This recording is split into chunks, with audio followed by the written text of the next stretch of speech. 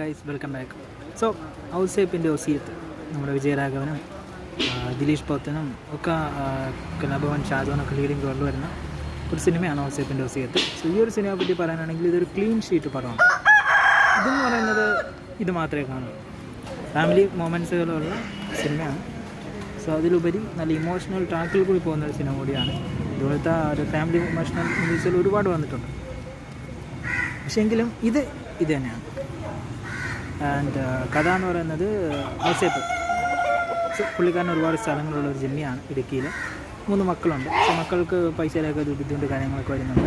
അച്ഛൻ്റെ അടുത്ത് ചോദിക്കാം. സോ അച്ഛൻ ഈ എമൗണ്ട് കൊടുക്കുകയോ കൊടുത്തില്ലെങ്കിൽ പിന്നെ ഈ മക്കൾ എന്തൊക്കെ ചെയ്യും എന്നുള്ളതൊക്കെയാണ് സിനിമയുടെ ഒരു പ്ലോട്ട് എന്ന് പറയുന്നത്.